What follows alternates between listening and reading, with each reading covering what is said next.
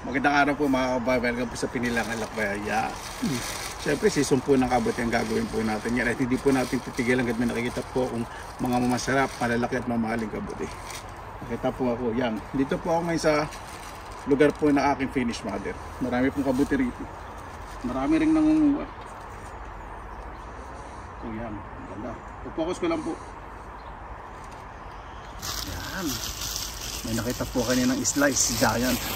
Ay, dami slice dito ng mushroom. Mukhang bago lang. Oo nga. May nangawa na dito. Ano kayong baruhan? Okay lang. Ito. Ayan. Yun. Pag ganitong mga nasa gubat mahaba ang tangkay. May slugs. Slug. Isa lang pala. Talay na. Super white yung tangkay yan. Man down. Ayan. Hindi napapansin. Kung siya talagang gamit ako lahat. Gamit ko ang aking 7 senses. Sabi ko dapat 6 senses lang. Kasi yung 7 sense yung ESP. Extra sensory perception. Ganun ako. Ang ganda. Ganda dito. Ganda. Wow, firm. Kabuti no. Ang gandong kalalaki. Talaga kinikilig ako. Kasi ito lang po Nako, hirap po kasi explain Iba po kasi yung, siyempre kung hindi nyo naman po gusto may uukod, sayang. Hindi nyo naman po kayo mahilig pumunta sa mga kagubatan. Huwag naman sana maabot sa kagitnaan. Okay na yun. Hindi niya ma-appreciate ito. Pero ito nakaka-relax po. Napakaganda ng view. Safe. Wala po ditong ahas-ahas ba. Napaka-rare po. Saka pag nakagat lalagnatin lang po. Pero pag may allergy sa kamandag yun. Delikado.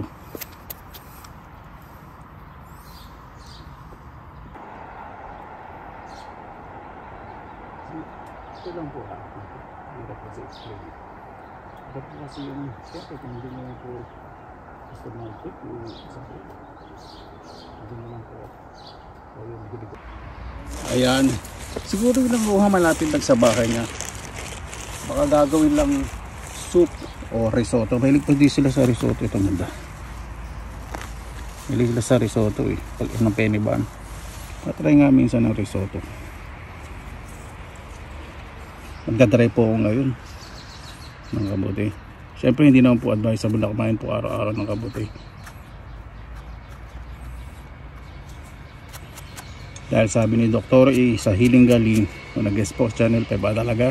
Kailangan po talagang ulit-ulitin kasi sa mga nanonood po na mapatanggal po talaga ito ng mga bad bacteria sa loob natin. Pero pag araw-araw kayo kumain ito, pati yung good bacteria matatanggal. Saka wag po kayong manguha pag hindi nyo alam, hindi kayo sigurado kahit alam po ninyo nakakain. Kapag may second thought o nagdadalawang isip po kayo, wag po kayong kukuha. Ayan. Yan. Meron po dito. Po sa gubat, may daanan din po dito mga nag-jogging. Ano ako po muna yung mag-asama na magdaan ba sabihin. At man namumukhang gutom patay, gutom na unggoy na to. Ayun. Ganda. Parang dry. Ay, hindi ganda. Ganda, bright yellow. Takpan natin may mycelium. Ganda.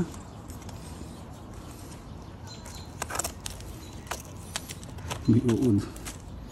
Itong pinakailalim na kung laki uod. Ganda yun. Okay na.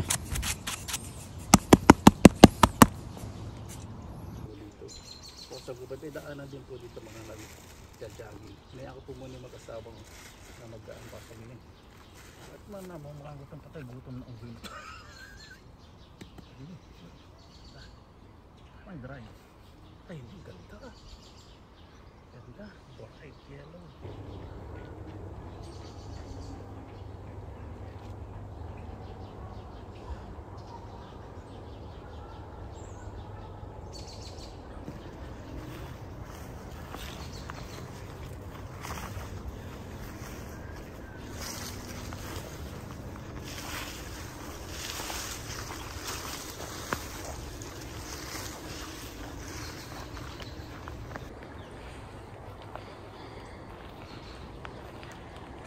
Grabe po mga kababayan. Napakarami pong slippery jack. Saka isang klase po ng mushroom. Ayan po. Hindi po yung mga kalat sa... Hindi po yung mga klase mga mushrooms po lahat yan. Ito po yung kagandahan dito eh. Madali nyo pong makikita yung mga mushroom kasi malinis yung gubat. Pero kung may mga plastic na po, yung mga kalat wala. Hindi po mapapasin. Buti na lang disiplinado po yung mga tao po rito.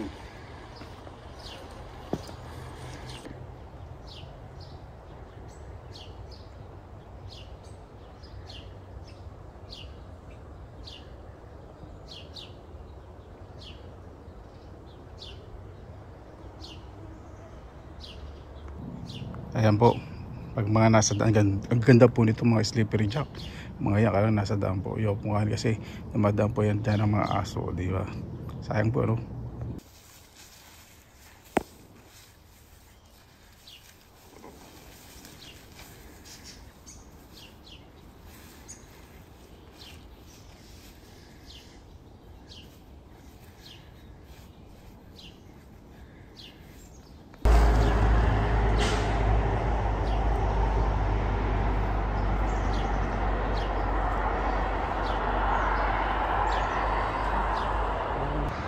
Ayan po mga kabayan, meron po ditong dalawa. Kunin ko po muna itong nagtatago. Ayun o. So, diba? Lagi ko na maapa. Hindi ko napansin yun.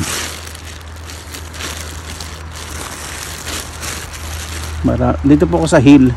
Tabi ng ano. Tabi ng expressway. Lahat ano. Lahat na lang. Ito. Maluktot. Bumuluktot oh. Ayun oh. Bumuluktot po oh.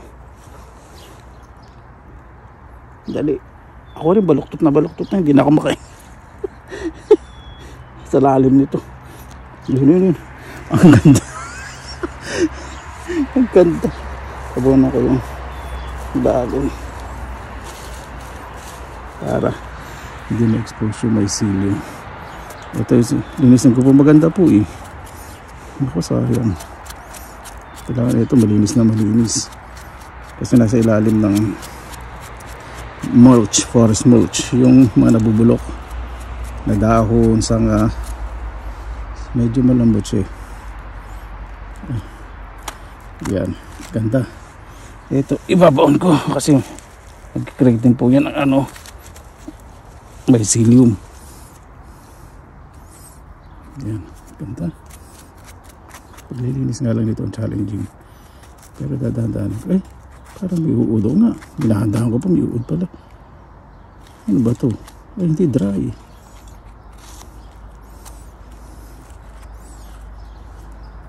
Bagay, dadry ko naman po ito eh. Okay lang. Sa bahay. Mamaya madadry na po yan. Hindi sa mabuti kasi ayoko na masyadong maraming ito ganda sa ilalim mo.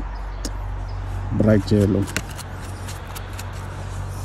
Ayan, maganda po natin itong malaki firm. Dali, medyo adjust ko lang po yung camera. Ayan, in-adjust ko rin po yung pagtayo ko. Dahil baka mamaya bigla nila akong tumumba rito. Dahil pipis na yung tiyang ko. Ayan, ganda. Okay din po ito sa pagdadry. Hindi po magandang dinadry kapag may uod. Alam po ninyo. Kuya, kahit may uod, dry mo, mamamatay naman. Hindi po, ang baho po.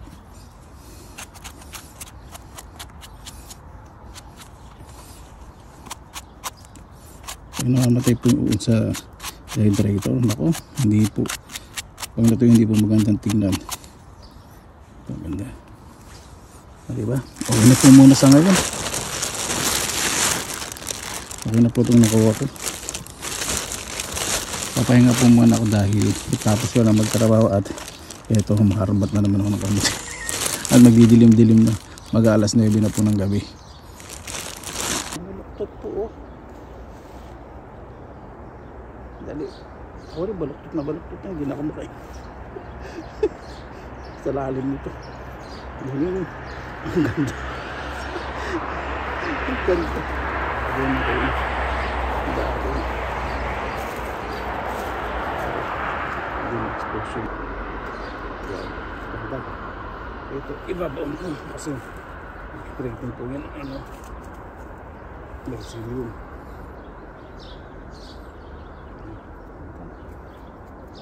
Mas meron dito ang challenge nila. Ito ba tanda? Parang iuulo na. Ilahanda ko ito, iuulo ko. Yan po mga kabayan. Meron din po rito. Sayang. Medyo nalay tayo. Nabulok na. Ang laki.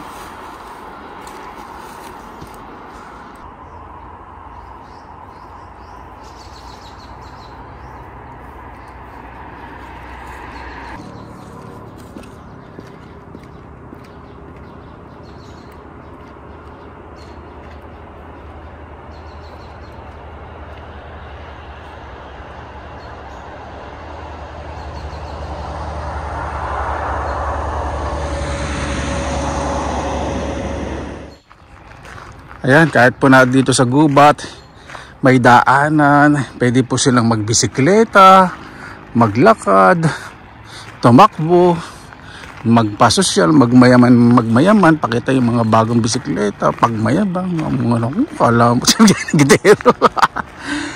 Yan.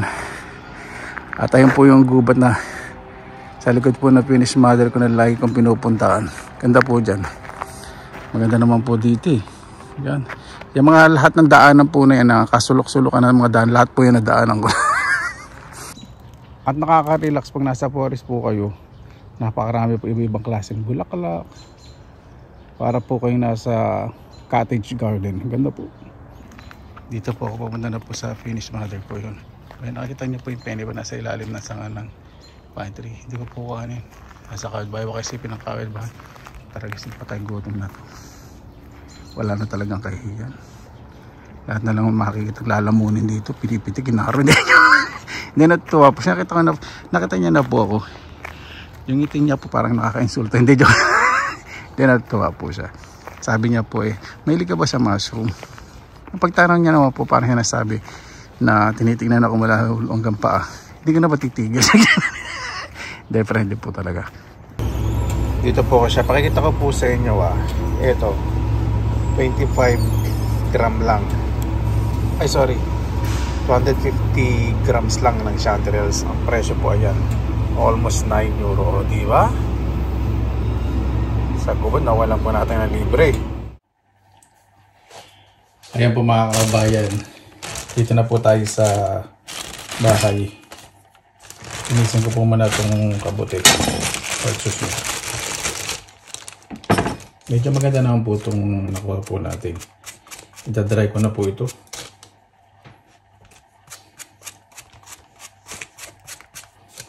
Mas gusto ko po manguha sa mga medyo dry place. Tapos mataas yung medyo hilly place.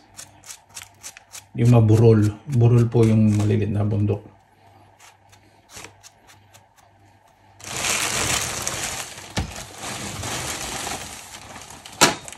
Natin to tangkay. Okay, pang try na talaga siya.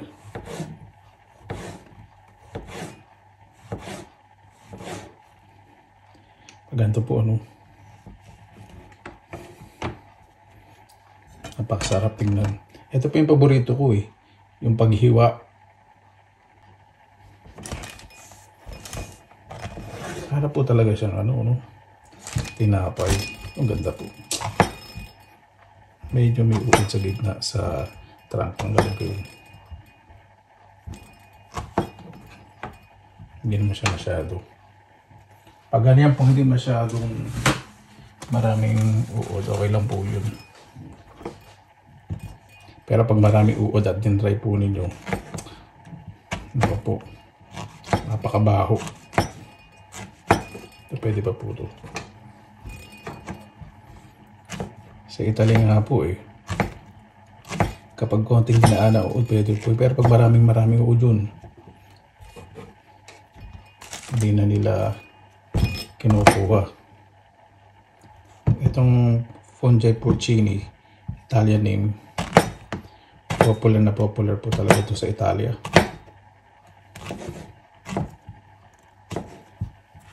Ganda. Ganda nang nakuha natin ngayon. Kasi lumalamig na po ang panahon yung mga insekto mas magtatago po sa mas convenient na place, hindi na po sa mga kabuti.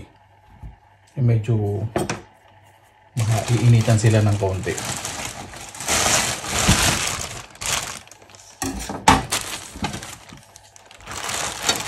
Ang dami ko na malit sa plastic. Dahil ko malit sa papel kasi pag binabrush ko baka dumikit lang yung dumi.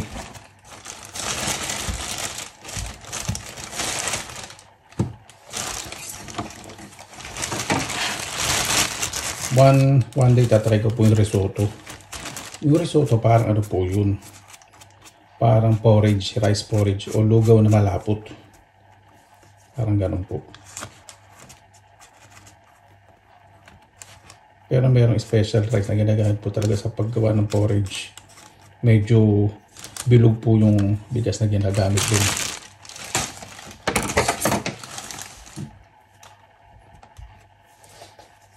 Ganda na nakuha natin ngayon. Ganda nito. Ganda po. Ito yung mga masarap i-dry. Ako, lalo na pag naglamig ang panahon, mas yung itong mga kabuti po nito, nakita nyo na po kung gaano kalalaki diha. Imagine, dito sa Finland talagang common lang sa kanila to. Tapos sa ibang European countries may nakukuha naman. Kaya lang selected place na katulad sa Italy. Selected place din talaga. Kahit naman po dito sa Finland naswerte lang po ako itong penny ban. Mas marami po talaga dito sa north.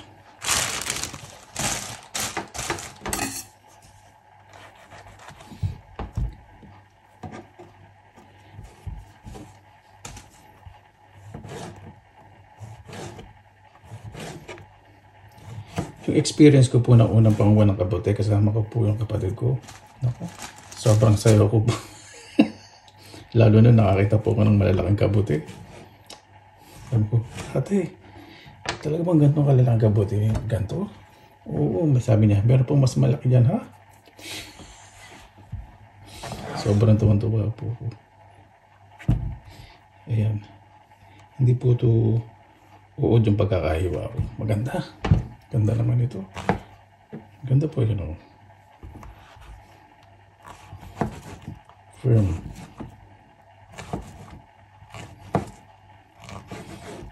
Yung mga may mga salit ng uod, pag naiinitan po isa, dehydrator po kasi, dahan-dahan po yung pinaiinitan hanggang sa matuyo. So yung worm, may chance pa silang lumabas at mamatay. At pag dry na, may konting worm, additional protein naman po yun. Maganda nito naman natin, sobrang saya ko. Malinis po kasi dun sa lugar na ano ko sa likod ng bahay sa gubat, Finnish mother ko. Dahil pong nangunguha doon. Pero pag pinagkuhanan po natin forest na medyo mabuhangin ako, mas maganda po ang penny ban. Lalo na pag tumubo, dali pong linisin. Kapag dumikit po kasi mga dahon tsaka lupa, yung mga nabubulok na dahon, ako napakahirap pong linisin. Lalo na autumn, tapos po tayo sa gubat ng mga nakabuti, yung mga surok hindi po advisable. Ganda po yan, walang uod.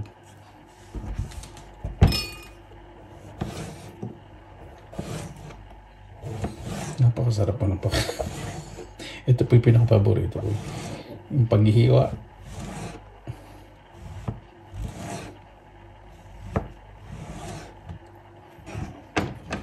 Dami. Makakaano siguro ako dito. 5 to 8 layers sa dehydrator. Ang ganda po. Kahit malaki, hindi po yan uod Ayan Maka 5 to 8 layers ako dito. Para po naghihiwa ng cheese at combination ng cheese, ng labong, ng ubod ng nyog.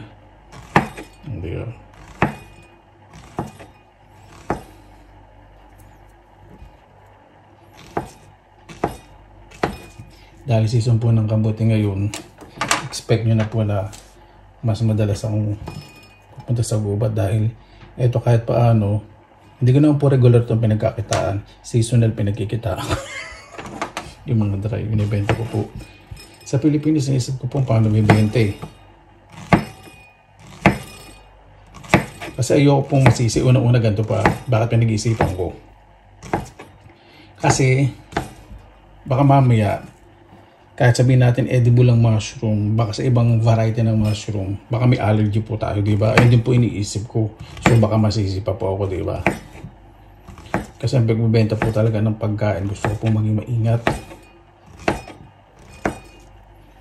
Yung nakikita po natin mga kinakain, halimbawa yung mga ibang Asian countries, nakita po natin na kinakain nilang hilaw, yung ibang gulay, syempre hindi po natin nakasanayan. Makaka-apekto po yun sa sistema po ng katawan po natin. Pag binigla po yung sarili po natin. Opo kasi siyempre yung sistema ng katawan natin hindi naman nasanay sa ganun. Alam ba itong mga sunong puno to, di ba? Kung first time nyo po matitikman, hindi natin alam kung ano reaction sa katawan po ninyo. Masarap po talaga to kung masarap. Sa akin po, wala namang ibang reaction eh. Ang reaction ko po talaga masarap. Ganun mo naman po tayo, di ba? Pag kumakain ng ibang karne o ng ibang pagkain, mostly kinukumpare natin, di ba? Ito may uod. Ang galing ko na yung tangkay. Marami itong uod eh. Ayan po.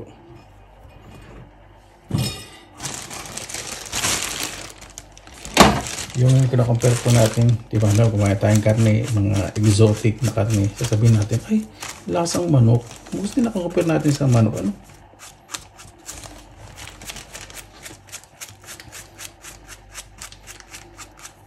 Tulad po nito, ito medyo may moisture.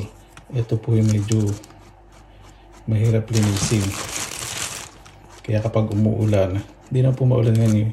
Yung pinagkuhanan po natin, di ba, hinukay natin doon. Pero pag nilagay po sa dehydrator, itong mga dumi na to magkakalaglag na po kasi matuto yung magpa-powderize. Ito yung mushroom na talagang pinipilit ng tumubo, lumalaban, laban lang. Magandang example ng laban lang. Ganda nito na ko. Linisin mo itong mabuti kasi walang uod.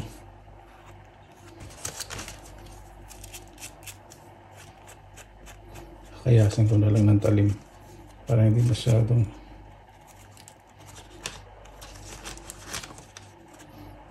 may mga edible din pong halaman nakagulay po dito sa gubat. Gusto ko pong matutunan po yun. Minsan po kung meron pong makikilalang finish o kaya isang, for example, travel na tuturuan, meron kasi dito minsan mga ganong event eh, yung magpo-forage po kayo.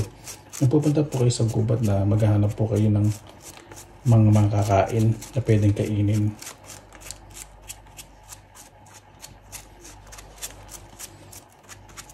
Bakit nga bang pag-iisip natin, di ba? Sa atin, sa Pilipinas, pagkain, di ba? Nakakain ba yun? Masarap ba yun? In-explain ko po sa mga tao po dito, sa mga kaibigan ko. Bakit laging pagkain nasa isip ko? Sabi niya, o ibang mga Asian, sabi nilang gano'n. Sabi ko kasi nanggaling kami sa hirap eh, sa kakapusan. Kaya naisip namin eh, kapag may nakilala kami na kinakain pala yun, sinusubukan naman namin, pero sila nagluluto. Hindi na kami mismo yung halimbawa, gusto ko kaming alamin kung nakakain. Halimbawa, may kaibigan galing ibang probinsya. Kasi ay nakakain, alam niya ba? Ganun. Pero hindi po sila na tumatawa o nakaka-insulto magtanong. Kasi nirespeto po nila ibang kultura. Ganun po dapat. Pag may nakikita po tayo sa mga videos na kinain ganun, sabihin, pagkain lang ng baboy, pagkain lang ng kami, huwag po natin pagtawanan. Kasi ni-insulto po natin yung kultura po nila. Ito, linisin po talagang mabuti. Kwento-kwento po muna tayo. Parang awa nyo na pagbigyan na ako. Kahit pag isa ako nagsasalita dito sa sarili ko, alam ko naman nakikinig kayo. At pinagtsatsagaan nyo ang kabangisang ko.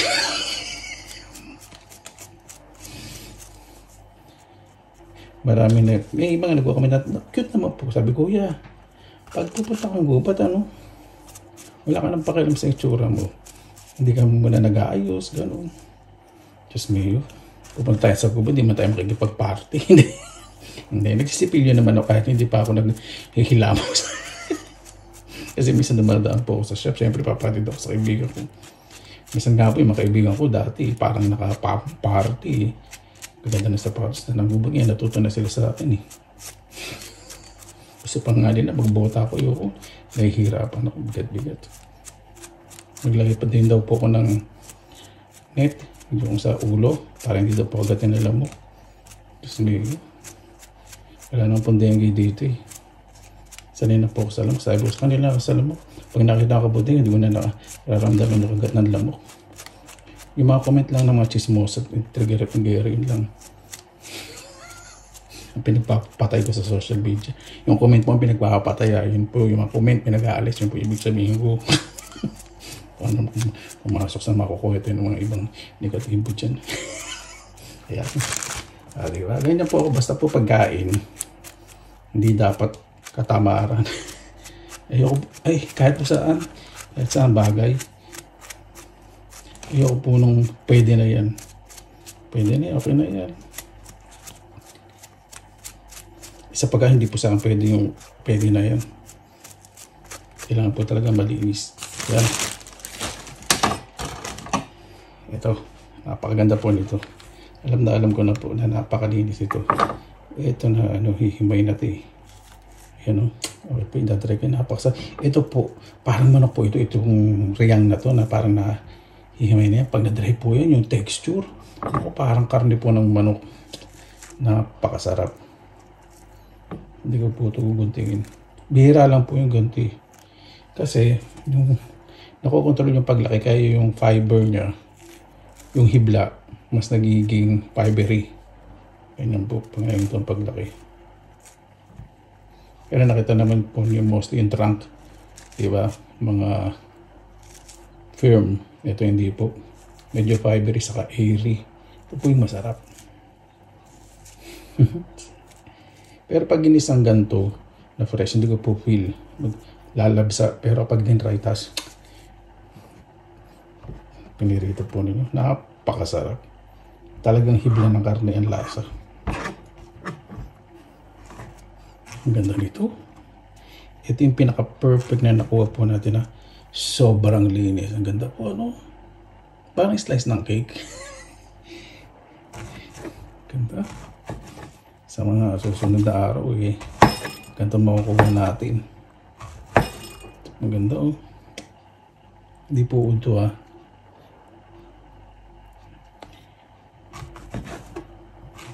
Ang lahat ganito.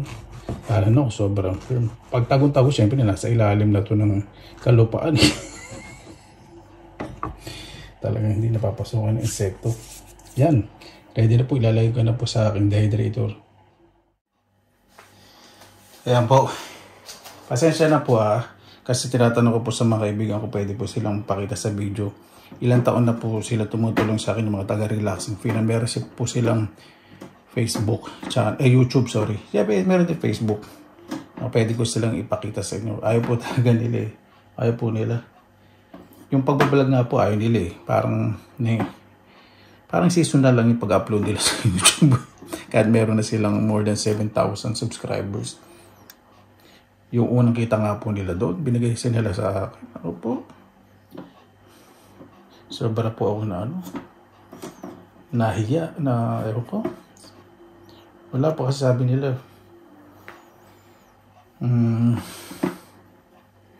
Wala. Basta binigyan nila lang sa akin gano'n. Wala na silang masyadong sinabi. Ako lang po yung madrama. Siyempre iba po yung kultura natin. Sobrang yung gratitude. Ibig sabihin sobrang grateful at thankful po tayo, diba? Ganda po. Ito po yung dehydrator. Nagtatrabaho po ako. Cashier salesperson sa isa pong malaking grocery chain po dito, supermarket. Yan. Nabili ko lang po ito ng ano. Bali pumapatak po yun ng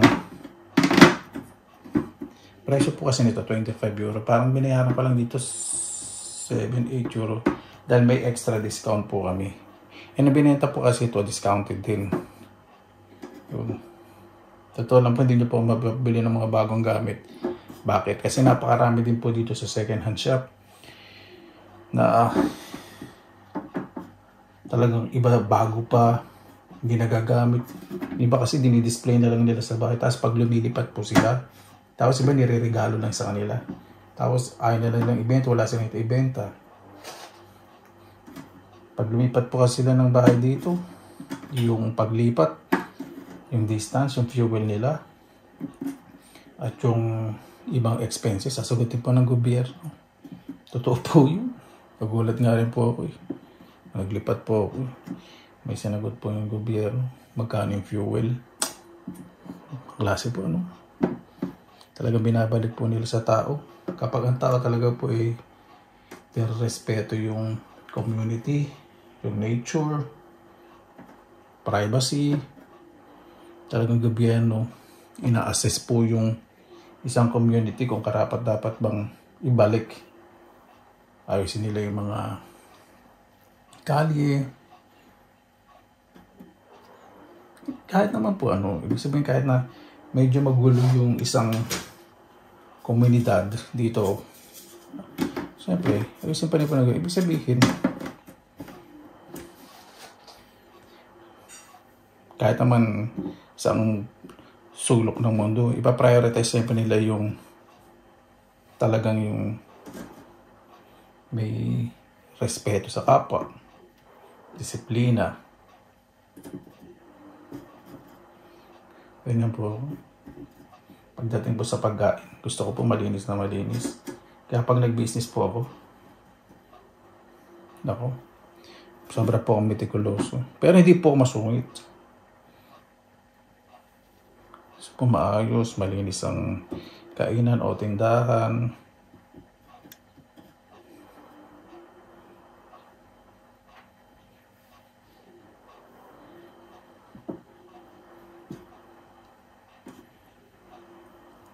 Sabi ng kaibigan ko, isang beses kasi na rin niya ako tumawag eh, sa Pilipinas. Pagtatawag po ako sa Pilipinas, tinatanong ko, ano chismis? O ano kwento? O ano balita? Tinatanong nila kung ibig sabihin ng chismis. Pag minarinig silang mga term, natanong nila sa natatawa sila sa akin. Napatranslate nila minsan. Ay, dali ito may uod. Yung tangkay na ito, hindi ko nilalagay. Ito, meron ba ito? Wala.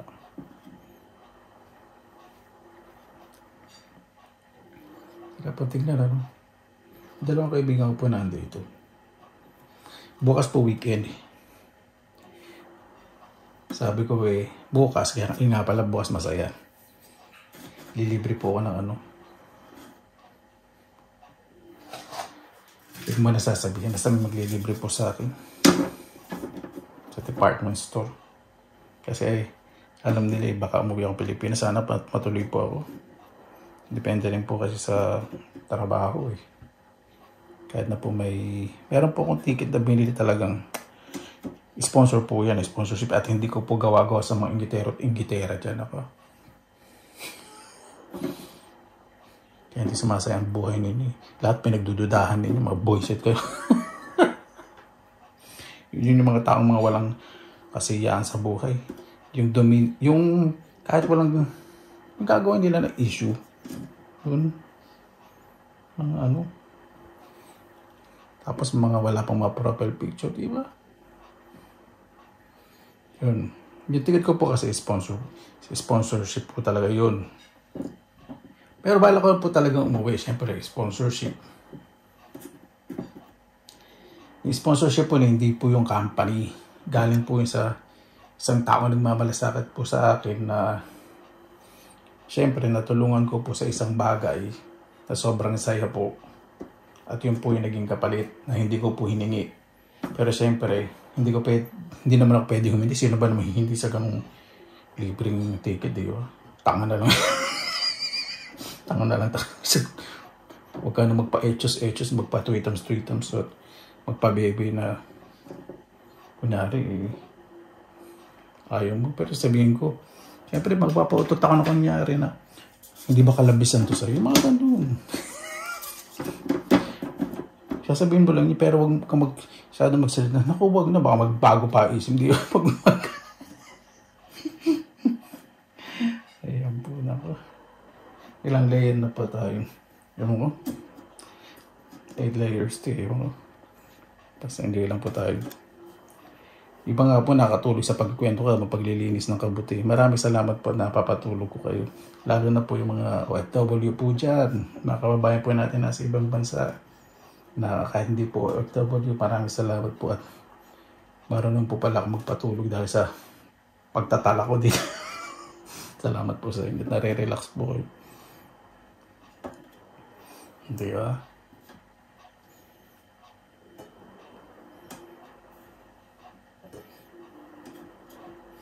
Natawa po doon ako sa isang comment eh. Sa Facebook po. Parang joke eh. Galing niya nga eh. Nakalimutan ko pangalan. Dapat pala pinensyon ko.